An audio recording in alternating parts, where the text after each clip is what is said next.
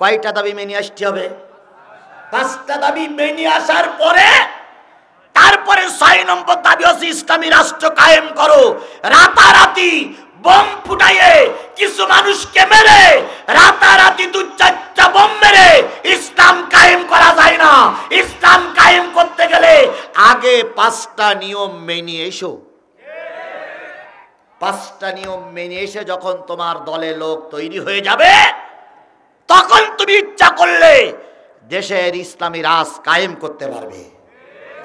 এই 5টা জিনিস কি রাতারাতি সম্ভব? দীর্ঘ পথ পাড়ি দেওয়া লাগবে না, রক্ত দেওয়া লাগবে না, জেল খাটা লাগবে না, মামলা খাওয়া লাগবে না, ফাঁসির কাস্তে ঝোলা লাগবে না, না খেয়ে থাকা লাগবে না, জালেমদের মারি খাওয়া লাগবে না, রক্ত দেওয়া লাগবে না। এত কিছুর বিনিময়ে তারপরে দিন কায়েম হবে। রাতারাতি দিন কায়েম করলে সেদিন টিকানো সম্ভব নয়। আবু জেহেল রসুলকে বলিনি যে আমি তোমার যা চাবা তাই দেব, ধর্মের কথা বন্ধ করো। হুজুর চেয়েছিলেন এখন যদি ইসলামী রাষ্ট্র তৈরি করি তাহলে আমি ইসলামী রাষ্ট্র টিকে থাকতে পারবো না।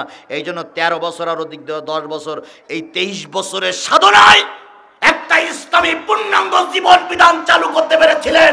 আমাদেরকে সেই চেষ্টা, সাধনা, কোরআনের সেই আহ্বানের সাড়া দিতে হবে। কোরআনের ডাকে সাড়া দিয়ে দিন কায়েমের পক্ষে আমরা কারা কারা আছি 2 হাত উঁচু করে আল্লাহরে দেখাই।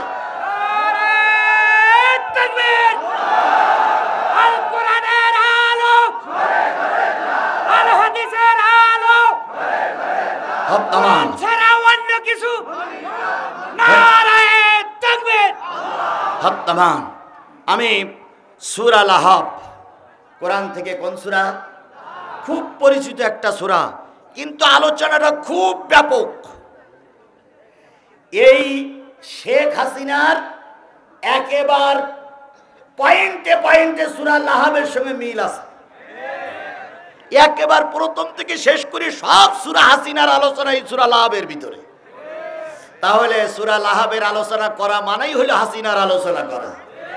সুতরাং আমি পয়েন্টে পয়েন্টে একেবারে শেখ হাসিনার ফাঁসি পর্যন্ত এখানে আছে। শেখ হাসিনার ফাঁসি কিভাবে দিতে হবে সেটাও আজকের এই সূরা লাহাবের ভিতরে আছে। আমি ওই আলোচনাটা করব। তার আগে প্রথম কোরআনের দাবি কি? পড়ো। সেই পড়াটা কোথায় হয়? মাদ্রাসায়। ওই মাদ্রাসায় 20টা টাকা দিয়ে আমরা শেখ হাসিনার আলোচনা শুরু করব। রাষ্ট্রে কায়েম করতে হবে না কোরআন? তাহলে আল কোরআনের দাবি রাষ্ট্রে চালু হোক। কথা বলেন ঠিক না বেঠিক? কোরআন শরীফ মোট সূরা কয়টা? 114টা। 114টা সূরার ভিতর থেকে আমি আপনাদের সামনে নিয়ে এসেছি 111তম সূরা। এরপরে আর কয়টা আছে? 3টা। 12, 13, 14।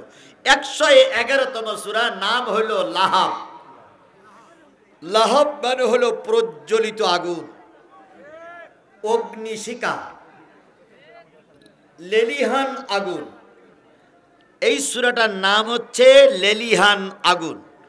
মক্কায় অবতীর্ণ সূরা সমূহের ভিতরে একটা অন্যতম সূরা।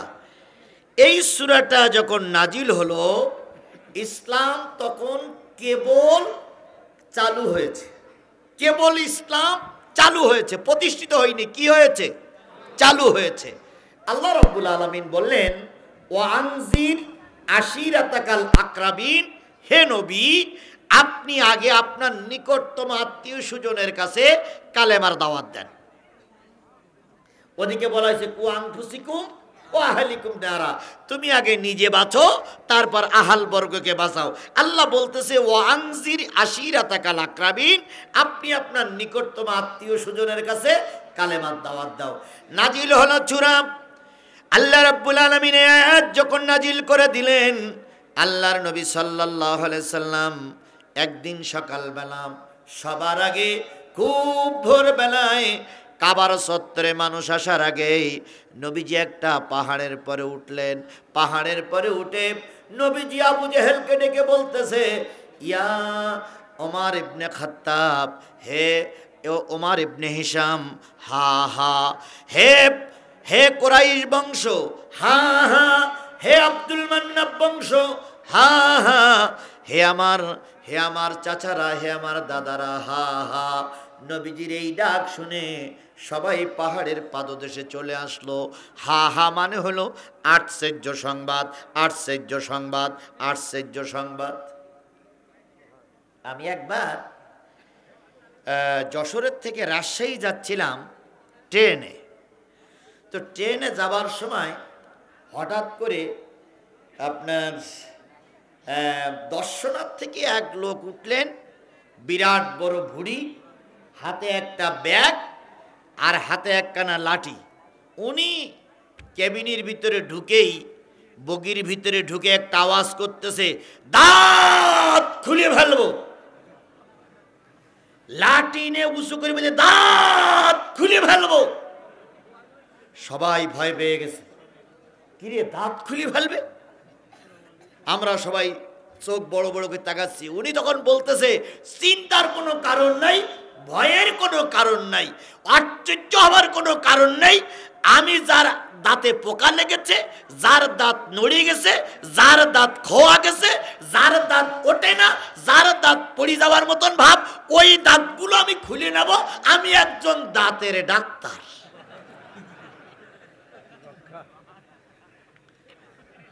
তাহলে প্রথম শব্দ কি? দাঁত খুলে ফেলবো।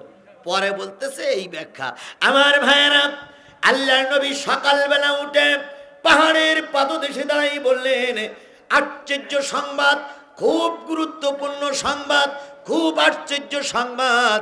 কাফের মুশরিক বেঈমানেরা সব পাহাড়ের পাদদেশে চলে আসলো, কারণ নবী তো কখনো মিথ্যা কথা বলে নাই, নবী কারোর ফাঁকি দেয় নাই, নবী কাউকে ধোঁকা দেয় নাই, নবী কাউকে প্রতারণা করি নাই।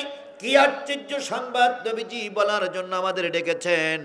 সবাই যখন নবীজির পাহাড়ের পাদদেশে চলে গেলেন, নবী বললেন, ও আমার মুরব্বীরা, ও আমার স্বজাতিরা, যদি আমি বলি ওই পাহাড়ের ওই পাশে একদল শত্রু তোমাদের উপরে আক্রমণ করবে বলে অপেক্ষা করতেছে, তোমরা কি বিশ্বাস করবে? আবু জাহেল, আবু লাহাব, উতবা, সায়েবা, ওলীদ ইবনে মুগীরা, হাশেম গোত্র সবাই বলল, অবশ্যই বিশ্বাস করব, কারণ তুমি তো কখনো মিথ্যা কথা বলনি, তোমার জবান থেকে মিথ্যা কথা বাহির হওয়া সম্ভব নয়, সুতরাং তোমার কথা বিশ্বাস করব। নবী বললেন, চাচা, আমার গোষ্ঠী, আমার আত্মীয় সুজন, যদি এই কথা সত্য হয়, তাহলে আমি এমন একটা দাওয়াত তোমাদের দিচ্ছি, তোমরা মরার পরে যে পথে আসো, এই পথে গেলে জাহান্নামে যাবা, আর যে দাওয়াত দিচ্ছি সেই দাওয়াত পাইলে, তোমরা দাওয়াত গ্রহণ করলে তোমরা জান্নাতে যাওয়া। সে দাওয়াতটা আর কিছু নয়, লা ইলাহা ইল্লাল্লাহু মুহাম্মাদুর রাসূলুল্লাহ। কথা শোনার সঙ্গে সঙ্গে মৌসাকে ঢিল মারলে যেমন মৌমাছি চারিদিক থেকে আক্রমণ করে, রসুলকে চারিদিক থেকে আক্রমণ করলো। যার যা ভাষা ছিল সেই ভাষায় গালিগালাজ করতে শুরু করলো। আবু জেহেল বলল, আবু লাহাব, ভাতিজারে সামাও, ভাতিজারে সামলাও, ভাতিজারে ঠান্ডা করো, আমরা সমাজের বিরাট বড় বড় নেতা, আমাদের ডেকেছে সাবধান করার জন্য, ওকে কিন্তু ছেড়ে দেওয়া হবে না। মিলাইয়ে নেন, মিলাইয়ে নেন। আমাদের নেতারা কথা বললে ওই হাসিনার বংশরা এটাই মনে করত, মৌলবাদীর দল বাংলাদেশ, মৌলবাদীর দল বাংলাদেশে চলবে না, যুদ্ধাপরাধীর দল বলে আমাদেরকে নিষিদ্ধ করতে চেয়েছিল। কথা বলেন ঠিক না বেঠিক? ওরাই কেবল বাংলাদেশের সব ক্ষমতায় থাকবে, আমাদেরকে কোনো পদে রাখা হবে না। প্রায় বলতো আমরা মুক্তিযুদ্ধের পক্ষে শক্তি, তাই না? কিন্তু স্পষ্ট কথা শোনেন, আওয়ামী লীগ মুক্তিযোদ্ধার শক্তি নয়। যদি বলেন প্রমাণ, যখন আমার দেশ স্বাধীন হলো তখন মরহুম প্রেসিডেন্ট মুজিবুর রহমান কোথায় ছিলেন? পাকিস্তানে। পাকিস্তানে তিনি আরামে খেয়েছেন, আর আমার দেশের লোক গুলি খেয়ে বেরোছে। সুতরাং তিনি মুক্তিযুদ্ধের সময় সরঙ্গনে রঙ্গনে ছিলেন না, তিনি ময়দানে ছিলেন না। শেখ হাসিনা কোথায় ছিলেন? ভারতে। তিনি ভারতে বসে বসে আরামে খেয়েছেন, আর মুজিবার ছেলে পাকিস্তানে দেশ স্বাধীনের জন্য আমাদের দেশের লোক রক্ত দিয়েছে। কথা বলেন ঠিক না বেঠিক? এখন তারা বলে আমরা মুক্তিযুদ্ধের পক্ষের শক্তি। না না না, তোমরা দালালি পক্ষের শক্তি, মুক্তিযুদ্ধের পক্ষের শক্তি তোমরা না। হুজুরদের এখন গালিগালাজ দেয় আমরা নাকি ছিলাম পাকিস্তানের পক্ষে। এটাও ভুল ধারণা, এটাও ভুল ধারণা। আমরা পাকিস্তানের পক্ষেও ছিলাম না, আবার এই ভারতের পক্ষেও ছিলাম না। বলুন তো, যুদ্ধ হলো কি বাংলাদেশের সঙ্গে পাকিস্তানের সঙ্গে, না ভারতের সঙ্গে পাকিস্তানের সঙ্গে? ভারতের সঙ্গে পাকিস্তানের সঙ্গে না। ভারত চেয়েছিল এই দেশটা স্বাধীন করতে পারলে লুটিয়ে পুটিয়ে খাবে, এই জন্য ভারত পাকিস্তানের সঙ্গে যুদ্ধ করেছিল, আমরা ছিলাম দর্শকের ভূমিকায়। এখন দুই পক্ষে খেলা করতে গেলে দুই পক্ষের সাপোর্ট লাগে না ভাই? আমাদের বাংলাদেশের এক পক্ষ হয়ে গেছিল ভারতের সাপোর্টে, আর আমরা যারা মৌলবী টুপিওয়ালা ছিলাম তারাই ছিলাম পাকিস্তানের সাপোর্টে। আমরা কিন্তু যুদ্ধের বিপক্ষেও ছিলাম না, পক্ষেও ছিলাম না। আমরা মারামারি করিনি, মারামারির কাছেও যাইনি, আবার কেউ মরে গেছে সেদিকে আমরা যাই না। আমরা ছিলাম একটা দেশের সাপোর্ট। ধরে নিন উল্লাপাড়ার মাটিতে খেলা হচ্ছে, উল্লাপাড়ার মাটিতে খেলা হচ্ছে সিরাজগঞ্জ আর পাবনা। এখন দুই পক্ষের সাপোর্ট লাগে না ভাই? এখন পাশে উনি আর পাশে আমি, উনি হলেন পাবনার সাপোর্ট, আমি হলাম সিরাজগঞ্জের সাপোর্ট। এখন পাবনাওয়ালারা যেই জিতে গেছে সেই আমি সিরাজগঞ্জের সাপোর্ট, আমার মায়ের শুরু হয়েছে তুই সিরাজগঞ্জের সাপোর্ট করলি কেন? কিন্তু আল্লাহ না করুক সেদিন যদি সিরাজগঞ্জ জিতে যেত তাহলে পাবনাওয়ালাদের ওই মাইরই তো খাওয়া লাগতো। যখন ভারত পাকিস্তান যুদ্ধ করতেছে আমাদের দেশের লোক দুই ভাগ হয়ে গেল, এক ভাগ ছিল ভারতের সাপোর্টে আর এক ভাগ ছিল পাকিস্তানের সাপোর্টে। যারা পাকিস্তানের সাপোর্টে ছিল তাদেরকে বলা হলো রাজাকার। কথা কি ক্লিয়ার বুঝতে পেরেছেন আপনারা? আপনারা কি কথা বুঝতে পেরেছেন? আমরা ধর্ষণকারী নই, আমরা কারোর ঘরে আগুন লাগাইনি, আমাদের নেতারা কোন হিন্দুর বাড়ি ঘরে আগুন লাগাইনি। শুধুমাত্র আমরা চাইছিলাম পাকিস্তান টুপিওয়ালা, তাই টুপিওয়ালারা আমাদের দেশে থাক, এটাই হলো আমাদের মহাদোষ।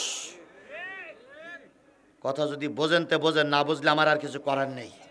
আমার ভাইয়েরা, ঠিক স্বাধীন হয়ে যাওয়ার পর মুজিবার আসলো, শেখ হাসিনা আসলো, এসে ওনারা হয়ে গেল মুক্তিযুদ্ধের পক্ষের শক্তি। আর কালুরঘাট বেতার কেন্দ্রে শহীদ প্রেসিডেন্ট জিয়াউর রহমান যে স্বাধীনতার ঘোষণা দিল সেইটা বেমালুম ওরা ভুলেই গেল। এইটা ওরা মনেই রাখলো না। কথা বলেন ঠিক না বেঠিক? আমি জাতির কাছে এর আগেও বলেছি, এখনো বলেছি, মুক্তিযুদ্ধের পক্ষে মুজিবার কাজ করেছে, আমরা স্যালুট দেই। আচ্ছা, স্বাধীনতার ঘোষক মরহুম প্রেসিডেন্ট শহীদ প্রেসিডেন্ট জিয়াউর রহমানকে মেনে নিলে তো দ্বন্দ্ব থাকে না, কিন্তু ওরা মেনে নেয় না। ওরা কখনো চায় না বহুদল সমাজে থাক, ওরা চায় আমরা একাই খাবো। কথা কি বুঝেছেন আমার? কয় বছর খাইলো, এখন খাইতে গেলে তো দরজায় একজন থাকা লাগে, জেনা করতে গেলে তো একজন ডিউটিকারী থাকা লাগে, চুরি করতে গেলে তো একজন থাকা লাগে। এই জেনা করেছে, চুরি করেছে, ভোট চুরি করেছে, দেশের সম্পদ রক্ষা করেছে, আদেদের পক্ষে এক পার্টি দালালি করেছে, তার নাম হলো বাংলাদেশ জাতীয় পার্টি। এ হলো সবচেয়ে বড় দালাল। কথা বলেন ঠিক না ঠিক? এই দালাল পার্টি আমরা বাংলাদেশের কোন জায়গায় দেখতে চাই না। এরা জাতীয় পার্টি না, এরা হলো আন্তর্জাতিক দালাল পার্টি। জাতীয় পার্টি মানে কি পার্টি? দালাল পার্টি। মনে থাকবে তো? কোন জাতীয় পার্টির নেতা যদি চা খায়, যে বলেন ভাই দালাল পার্টির ভাই কেমন আছো? আচ্ছা বলুন, এরা দালালি করিনি? এরা দালালি করিনি?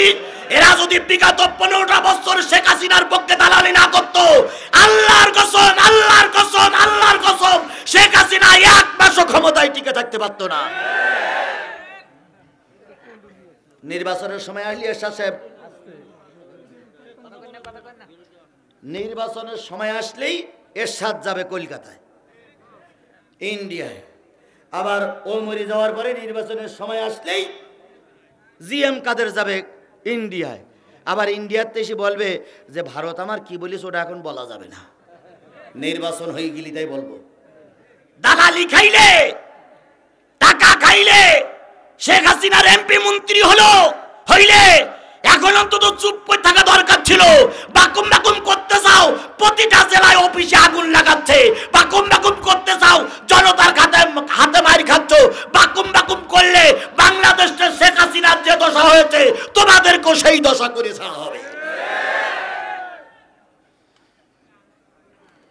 আমার ভাইয়ের আবার কোরআনে যাই, আল্লাহ নবী সাল্লাল্লাহু আলাইহি সাল্লামকে ডেকে বললেন, আমি তোমাদেরকে জাহান্নামের আগুন থেকে বাঁচার জন্য ভয় দেখাচ্ছি, তোমরা কালেমা পড়ে মুসলমান হয়ে যাও।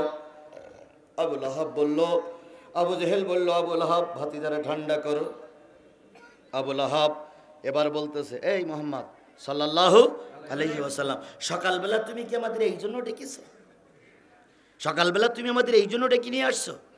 বলে আবু লাহাব একটা বড় ইট, বড় পাথর হাতে তুলল, মুহাম্মদ সাল্লাল্লাহু আলাইহি সাল্লামের দিকে ছুঁড়ে মারল। কেউ বলেছে মুহাম্মদ সাল্লাল্লাহু আলাইহি সাল্লামের গায়ে লেগেছে, কেউ বলেছে মুহাম্মদ সাল্লাল্লাহু আলাইহি সাল্লামের গায়ে লাগেনি, পাশে পড়ে গেল। আল্লাহর নবীর মনটা খারাপ হয়ে গেল। আয় আল্লাহ, ছিলাম তো ভালোই ছিলাম, তুমি কালেমার দাওয়াত দিতে বললে, তুমি আমাকে নবুয়ত দিলে, আমি কালেমার দাওয়াত দেই, নবিয়ানা কাজ করি, আর ওরা আমার পাথর ছুঁড়ে মারে। ও আমার রব, তুমি কি দেখো না? আল্লাহ রব্বুল আলামিন নবীর মুখটা মলিন হোক, নবীর গায়ে পাথর লাগুক, নবীর শরীর থেকে রক্ত ঝরুক, এটা পৃথিবীর সবাই মেনে নিলে আল্লাহর নবী মেনে নেন নাই, আল্লাহ পাক মেনে নেন নাই। ওরে ভাই, বদদোয়া করা লাগে না, মন খারাপ হলে এমনি বদদোয়া হয়ে যায়। আমরা চাইছিলাম সুষ্ঠু নির্বাচন হোক, গণতান্ত্রিক অধিকার ফিরে আসুক, আর আমার আল্লাহ চাইল, আল্লামা সাঈদীর তোমরা ইনজেকশন দিয়ে মেরে দিয়েছ, আল্লামা সাঈদীর রক্ত ঝরেছে, তোমরা চাইছিলে দেশ স্বাধীন হোক, আর আমি আল্লাহ চাইলাম শেখ হাসিনার গোষ্ঠী বাংলাদেশ থেকে চলে যায়।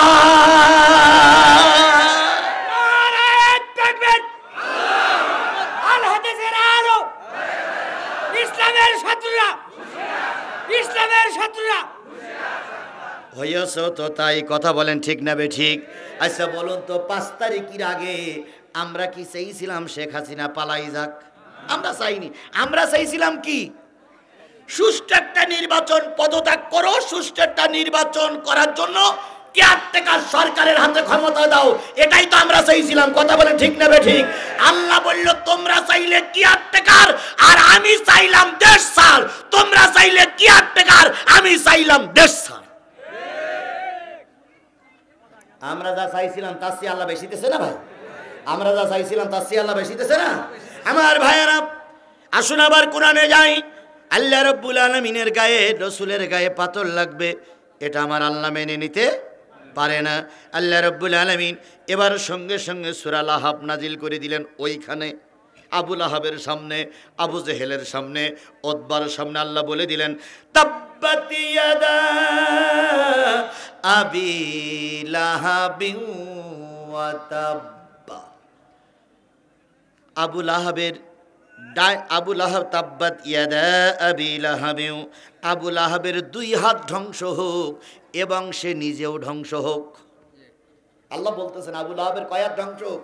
2 হাত। মেইল কয় হাত দে পাথর, আর আল্লাহ বলল 2 হাত ধ্বংস হোক, সে নিজেও ধ্বংস হোক। এবার বলুন তো, আবু লাহাব ধ্বংস হয়েছে, তার 2 হাত ধ্বংস হয়েছে, তার 14 গোষ্ঠী ধ্বংস হয়েছে। কথা বলেন ঠিক না বেঠিক? আল্লাহ রসুল বলেছিলেন, আল্লাহ আমি কালেমার দাওয়াত দেই, তাই ওরা আমাকে পাথর মারে, তুমি হেফাজত করো। আল্লাহ বললেন, তুমি একটু চোখের পানি ফেলেছো, এই কারণে আমি আবু লাহাবের 2 হাত শুধু ধ্বংস করিনি, আবু লাহাবকেও আমি আল্লাহ ধ্বংস করে দিলাম। আবু লাহাব ছিল খুব চালাক ব্যক্তি, খুব বুদ্ধিমান ব্যক্তি। আবু লাহাবের সামনে যখন এই সূরা নাজিল হলো, আবু লাহাব এটা বদদোয়া মনে করলেন। বাড়ি এসে মন খারাপ হয়ে গেছে। বাড়ি এসে মন খারাপের পর ছেলেরা জিজ্ঞেস করছে, আব্বু মন খারাপ কেন? কয় তোমার ভাই, তোমার চাচাতো ভাই আমার জন্য আল্লাহর কাছে বদদোয়া করেছে, সুতরাং তোমরা যদি আমার ভিটের পরে থাকতে চাও, বাড়ির পরে থাকতে চাও, মোহাম্মদকে মেরে আহত করতে হবে, মোহাম্মদকে মেরে ফেলতে হবে। আর একটা দাবি হলো, মোহাম্মদের 2 মেয়ে তোমাদের সঙ্গে বিয়ে দেওয়া আছে, এই মোহাম্মদের 2 মেয়ের তালাক দিতে হবে। ছেলেরা উতবা আর উতাইবা 2 ছেলে তখন বললে, আব্বা গন্ডগোল হয়েছে আপনার সাথে, বউ তালাক দেওয়ার সঙ্গে কি সম্পর্ক? আবু লাহাব বলল, কোনো কথা শুনি না, যদি এদেশে আমার দেশে থাকতে চাও, আমার আইন মেনে চলতে চাও, তাহলে মেয়ে তালাক দিতে হবে আর মোহাম্মদকে অপমান করতে হবে। বাবার কথা অনুযায়ী 2 ছেলে 2 মেয়েকে তালাক দিল। এদিকে নবীজির কালেমার দাওয়াত দারুণ কষ্টের ভিতরে আছে। 2 মেয়েকে তালাক দেওয়া হলো। 2 মেয়ে টোপলা টুপলি বেঁধে নিয়ে যখন বাবার ঘরে চলে গেলেন, নবীজির ঘরে তখন কান্নার রোল পড়ে গেল। সবাই মিলে কান্দে, আল্লাহ ঘরে খাবার নাই, আবার 2 মেয়ে স্বামী পরিত্যক্তা, দারুণ একটা কষ্টের ভিতরে আছি, আল্লাহ তুমি হেফাজত করো। যখন কান্নাকাটি চলতেছিল, উতবা আর উতাইবা ঘরের ভিতরে চলে গেল, যেই বলল, তুমি নাকি আমার আব্বার জন্য বদদোয়া করেছো, তুমি নাকি আমার আব্বার জন্য বদদোয়া করেছো বলে উতবা আর উতাইবা 2 ভাই এবার নবীজির গলায় গামছা পেঁচালো। গামছা পেঁচাই 2 ভাই যখন 2 দিক থেকে টান দেয়, নবীজির জিহ্বা বাহির হয়ে যাবার উপক্রম হয়েছে, নবীজির দম বন্ধ হয়ে যায়। ঘরে যে কয়জন মহিলা ছিল, সেই কয়জন মহিলা তারা ওদের কাছ থেকে ছাড়াই নিয়েছে। এবার যখন চলে আসে, তখন উতবা আর উতাইবা রাসূলের পবিত্র মুখের পরে থুতু নিক্ষেপ করলো। নবীজি দুর্গন্ধ কাফেরের থুতুটা মুছলেন, আর উতবা আর উতাইবা শাসাইতে শাসাইতে চলে আসতেছে। আবু লাহাবের স্ত্রী 2 জন সহ পরিবারের সকলে মোহাম্মদের বাড়ির চারিপাশে ঘিরে রেখেছে, আর মোহাম্মদকে কষ্ট দেয়, মেয়েগুলো কষ্ট পায়। এমত অবস্থায় ওরা যখন চলে আসে, নবীজি তখন এতক্ষণ নবীজি বদদোয়া করেন নাই। নবীজি বলেন, ও আমার রব, ও আমার আল্লাহ, এই উতবা আর উতাইবাকে হিংস্র জন্তু দিয়ে ধ্বংস করে দাও। নবীজি এতক্ষণ চুপ করেছিলেন। এবার নবীজি বললেন, যে আমার গলায় গামছা দিয়ে টানলো, মুখে থুতু দিল, তাদেরকে তুমি হিংস্র জন্তু দিয়ে শেষ করে দাও। আবু লাহাব ঘরে ফিরে আসলো, উতবা আর উতাইবাও ঘরে ফিরে আসলো। আবু লাহাব স্ত্রীকে নিয়ে বলতেছে, দুনিয়ার সব বোমা মিস হতে পারে, দুনিয়ার সব গুলি মিস হতে পারে, নবীর দোয়া মিস হতে পারে না। কথাটা ঠিক নেবে ঠিক? আরো জোরে বলেন, কথাটা ঠিক নেবে ঠিক? যদি শেখ হাসিনার দলের আওয়ামী লীগের কোনো লোক এখানে থেকে থাকেন, আপনারাও সাদা কাগজে লিখে রাখেন, দুনিয়ার সবগুলি মিস হতে পারে, বোম বাস্ট না হয়ে অবিস্ফোরিত হতে পারে, কিন্তু আলেমদের দোয়া বৃথা যেতে পারে না। আল্লামা সাঈদী বলেছিলেন, নির্যাতন বন্ধ করো, অত্যাচার বন্ধ করো, খুনোখুনি বন্ধ করো, আলেম ওলামাদের পরে নির্যাতন বন্ধ করো, নতুবা এমন একটা দিন আসবে পালানোর জন্য ইঁদুরের গর্ত খুঁজে পাবা না।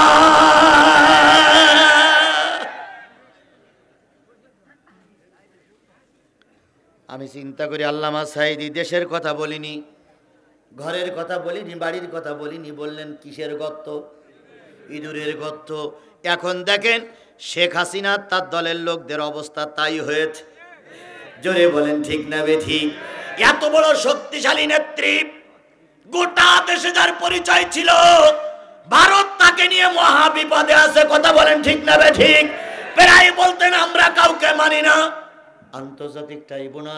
আন্তর্জাতিক ট্রাইব্যুনাল আগামী এই অক্টোবরের 18 তারিখ, সম্ভবত নভেম্বরের 18 তারিখ ট্রাইব্যুনালের থেকে রায় হয়েছে, শেখ হাসিনা যেখানে আছে সেখান থেকে ধরে নেস্টি হবে। তাও আবার প্রসিকিউটর বলে চুলির মুঠো ধরে নেস্টি হবে। চুলির মুঠি ধরিয়ে নেই, এদেশের বিচারের আওতায় আনতে হবে। ওকে বিচার না করা পর্যন্ত 16টা মানুষ এই সংস্কারে মারা গেল, হেফাজতের সমাবেশে মারা গেল, ওই বিডিআর পিলখানায় মারা গেল, যতক্ষণ শেখ হাসিনার ফাঁসি না হবে ততক্ষণ আমার দেশের মানুষ শান্তি থাকবে না।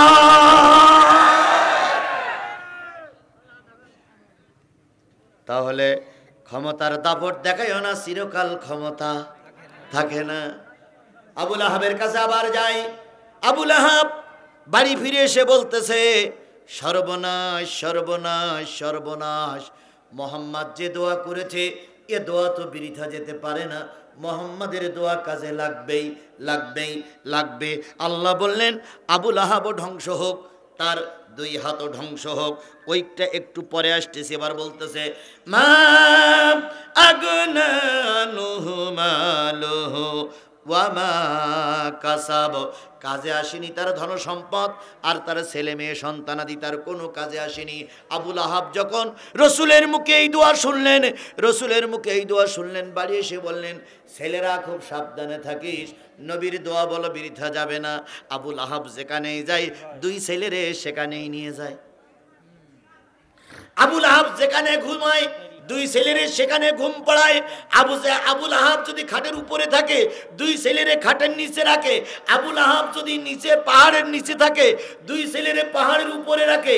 আবুল আহাব যদি কি বলে, আবুল আহাব যদি কোনো চান্দিরের ভিতরে থাকে, কোনো কাবুসের ভিতরে থাকে, কোনো কি বলে সংরক্ষিত ব্যারাকের ভিতর থাকে, তার মাঝখানে দুই ছেলেরে রেখে দেয় যাতে করে দুই ছেলের কোনো ক্ষতি না হয়। হঠাৎ করে একদিন ব্যবসা করার জন্য আবুল আহাব যাচ্ছে, আবুল আহাব যাচ্ছে ব্যবসার মাল সামানা নিয়ে যাচ্ছে।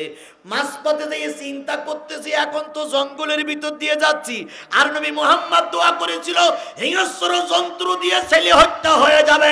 নিঃসন্দেহ নিঃসন্দেহ আজকে দোয়া কাজে লাগতে পারে।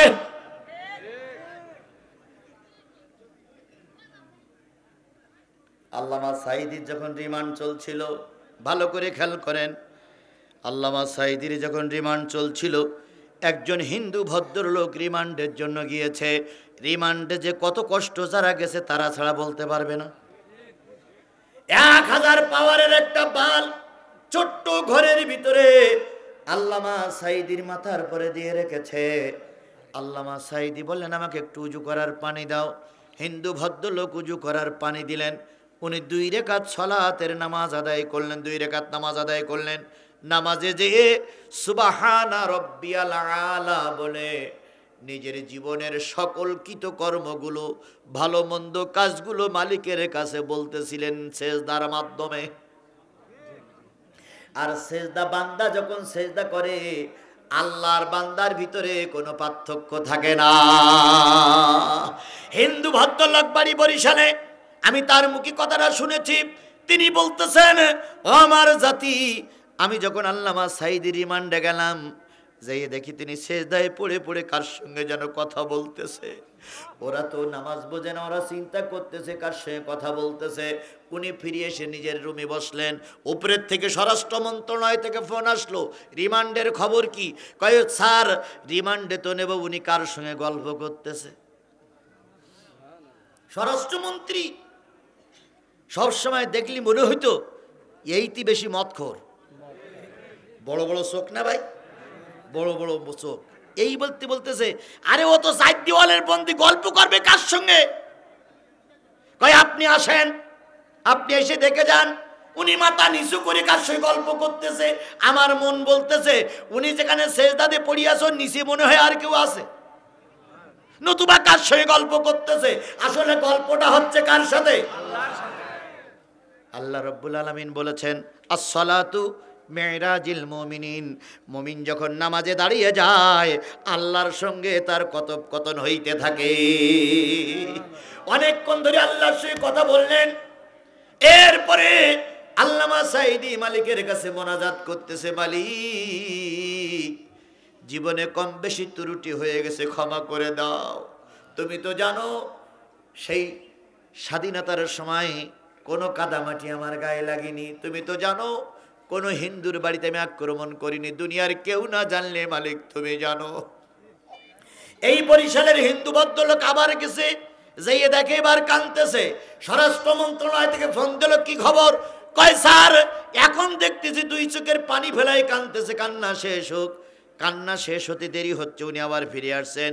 উনি বলতেছেন, তৃতীয়বার যাইয়ে দেখি আল্লামা সাঈদী যে ঘরে শুয়ে আছে, ওই ঘরের ডাইন দেওয়ালের গায়ে দুইখানা পা, আর বাম দেওয়ালের মাথায় মাথা, আর দুইখানা হাত পড়ে আছে।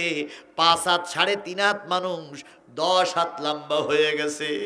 উনি বলতেছে, আমি নিজের চোখে যখন দেখলাম, আমি এসে চেয়ারে এসে বসে স্বরাষ্ট্র মন্ত্রণালয়ে ফোন দিয়ে বললাম, স্যার আমার জীবনে অনেক আশ্চর্য জিনিস দেখেছি, কিন্তু এত বড় আশ্চর্য জিনিস দেখিনি।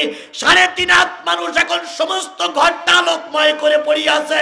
ওই মাথার উপরে যে 1000 পাওয়ারের বাল্ব আছে, তার চাইতে তার মুখের পাওয়ারটা আরো বেশি উজ্জ্বল হয়ে গেছে।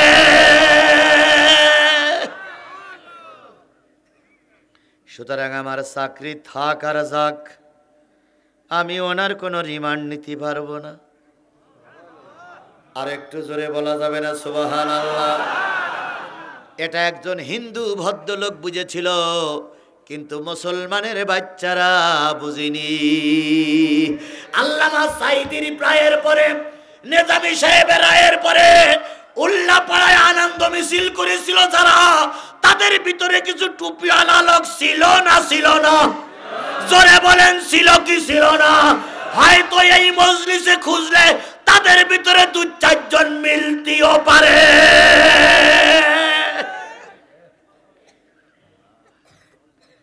সেই আনন্দ মিছিলে 2-4 জন টুপিওয়ালা এখানেও আছে। সেদিন কি বলেছিল আল্লাহ মাওলানা সাঈদী, তুই রাজাকার, তুই রাজাকার। দন্তন্নয়তে নেজামি, তুই রাজাকার, তুই রাজাকার। কথা বলেন ঠিক না বেঠিক? ওরাই সেদিন ফাঁসির দাবি করেছিল, আবার আজকের মাহফিলে ওরাই মাইক ধরেই বলে বাংলাদেশ জামাত ইসলামের ক্ষমতায় দেখতে চাই। ক্ষমতায় দেখবা তুমি নেজামির ফাঁসি দিয়েছিলে, তুমি ক্ষমতার কি দেখবা দুলাভাই? তবে হ্যাঁ, আমরা আপনাদের শত্রু মনে করি না, আমরা আপনাদের শত্রু মনে করি না। গতকালকে একটা ছবি আপনারা দেখেছেন, ডাক্তার মোহাম্মদ শফিকুর রহমান, উনি একটা সমাবেশে যেয়ে একটা প্রতিবন্ধী লোকের সঙ্গে দেখা হয়েছে।